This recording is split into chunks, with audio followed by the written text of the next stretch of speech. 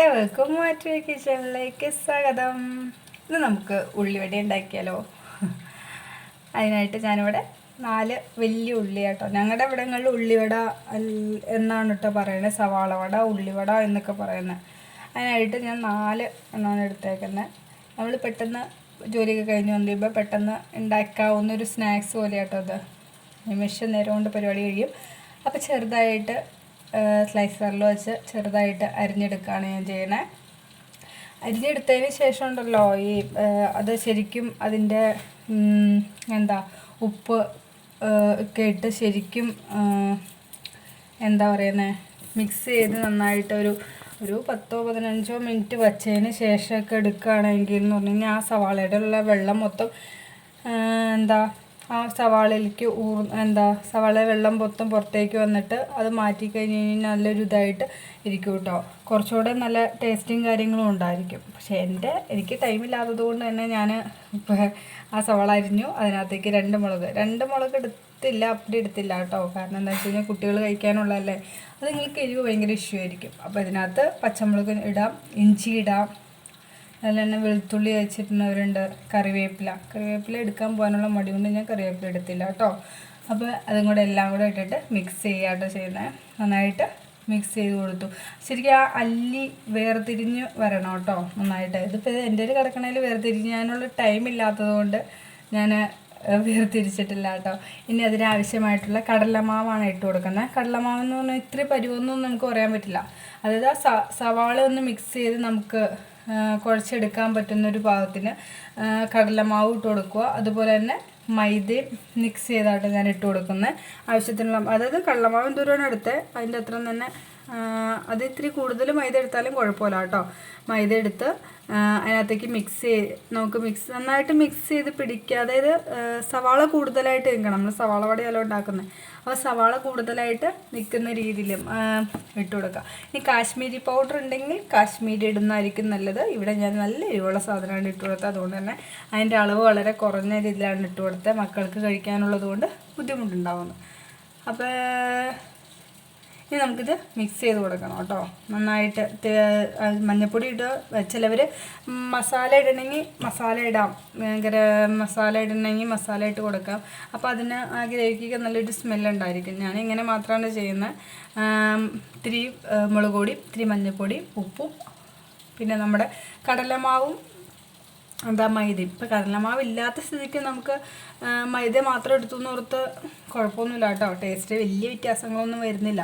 അപ്പോൾ നന്നായിട്ട് മിക്സ് ചെയ്ത് കൊടുക്കാം. ഈ സ്പൂൺ ശരിയാവില്ല, നമുക്ക് കൈ കൊണ്ട് തന്നെ ചെയ്യാം. നമുക്ക് കൈ കൊണ്ടേ പറ്റുള്ളൂ. ഹൈജീൻ്റെ ഇഷ്യൂസൊക്കെ പറയുന്നവർ നമ്മുടെ വീട്ടിൽ ചെയ്യുന്നതൊക്കെ നമ്മൾ എന്തായാലും ഹൈജീൻ നോക്കിയിട്ടല്ലേ ചെയ്യുള്ളൂ. അപ്പോൾ നമ്മുടെ കൈ കൊണ്ട് തന്നെ നന്നായിട്ട് മിക്സ് ചെയ്ത് കൊടുക്കാം കേട്ടോ.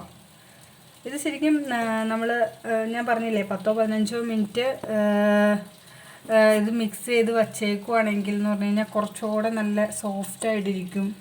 ആ വടയ്ക്ക് ഒരു പ്രത്യേകത ഉണ്ടാവും കേട്ടോ. ഇത് ചുമ്മാ കോല് പോലെ പൊങ്ങിയിരിക്കല്ലേ. ഇനി നമുക്ക് എണ്ണ, ഇതിപ്പോൾ ഞാൻ കഴിഞ്ഞ ദിവസം ബിരിയാണി ഉണ്ടാക്കിയതിൻ്റെ എണ്ണ പൊരിച്ച പാത്രം കേട്ടോ. അപ്പോൾ അതിനകത്ത് കുറച്ച് എണ്ണ ഉണ്ടായിരുന്നു. അപ്പോൾ അതിനകത്തേക്ക് തന്നെ ഞാൻ ഒഴിച്ചു കൊടുക്കുകയാണ് ചെയ്തത് കേട്ടോ. ഇനി നമുക്ക് ഇത് പൊരിച്ചെടുക്കാം. ശരിക്കും അത് ഒരു 10-15 മിനിറ്റ് ഒക്കെ ഇരിക്കുകയാണെങ്കിൽ എന്ന് പറഞ്ഞാൽ നല്ല സെറ്റായിട്ട് സൂപ്പറായിട്ട് വരും. അതിനുള്ള ടൈമില്ലാത്തതുകൊണ്ട് ഞാൻ പെട്ടെന്ന് എടുത്തു. അങ്ങനെ ചെയ്തെടുക്കുന്നവർ കുഴപ്പമില്ല. ഇനി നമുക്ക് ചെറുതായിട്ട് അത് ഒരു വലിയതായിട്ട് വേണമെങ്കിൽ നമുക്ക് ഒരു വലിയ വടയായിട്ട് നമുക്ക് എടുക്കാം കേട്ടോ. അതായത് വലിയൊരു കൈപ്പിടുത്തം എടുത്തിട്ട് അതിനകത്തേക്ക് ഉള്ളിൽ ചെറിയ തുളയിടുന്ന നമ്മുടെ വട പോലെ സെറ്റപ്പാക്കി എടുക്കാം. ഉള്ളിവട സെറ്റപ്പാക്കി എടുക്കാം. പക്ഷെ അങ്ങനെ എടുക്കുമ്പോൾ എന്ന് പറഞ്ഞു കഴിഞ്ഞാൽ എനിക്ക് പെട്ടെന്ന് മുരിഞ്ഞ് കിട്ടുക, അതിൻ്റെ ഉള്ളിലേക്ക് വെന്ത് കിട്ടുക എന്ന് പറഞ്ഞാൽ ഇത്തിരി പാടാണ്. പിന്നെ പാത്രം, നമ്മൾ എടുക്കുന്ന പാത്രം അനുസരിച്ച് അതിൻ്റെ വേവും കാര്യങ്ങളും വ്യത്യാസം വരും. ഇതാവുമ്പോൾ എന്ന് പറഞ്ഞാൽ ചെറുതരാകുമ്പോൾ എന്ന് പറഞ്ഞാൽ മക്കൾക്ക് കഴിക്കാനും ഇഷ്ടമായിരിക്കും. മക്കൾക്കാണെങ്കിലും നമുക്കാണെങ്കിലും കഴിക്കാനായിട്ട് ഇഷ്ടമായിരിക്കും. പെട്ടെന്ന് ഉണങ്ങി കിട്ടുകയും പൊരിഞ്ഞ് കിട്ടുകയും മുരിഞ്ഞ് കിട്ടുകയൊക്കെ ചെയ്യും. അപ്പോൾ ഞാൻ ഇങ്ങനെയാണ് ചെയ്യുന്നത്. ഇനി ഒറ്റ വടിയായിട്ട് മാത്രം ഉണ്ടാക്കണമെന്നുള്ളവരൊക്കെ അങ്ങനെയും ചെയ്യാം കേട്ടോ. അപ്പം ഞാനിവിടെ ഒരു ചെറുതരായിട്ടാണ് ഇട്ട് കൊടുത്തേക്കണേ. നമ്മളൊരു ഗോൾഡൻ ബ്രൗൺ കളറാകുമ്പോൾ നമുക്ക് തിരിച്ചും മറിച്ചും ഇട്ട് കൊടുത്ത് അതിനെ പെട്ടെന്ന് ഇങ്ങനെ ചെറുതരാക്കി ഇട്ടേക്കണോണ്ട് ഒത്തിരി വേവൊന്നും ഉണ്ടാവില്ല. അപ്പോൾ ഇത് നമുക്ക് മിക്സ് ചെയ്ത് അങ്ങോട്ടും ഇങ്ങോട്ടും തിരിച്ചിട്ട് കൊടുക്കാം. അതേ കളറ് പയ്യെ ചേഞ്ച് ചെയ്ത് തുടങ്ങി, യെല്ലോഷ് കളറിലായിട്ട് വന്നിട്ടുണ്ട്.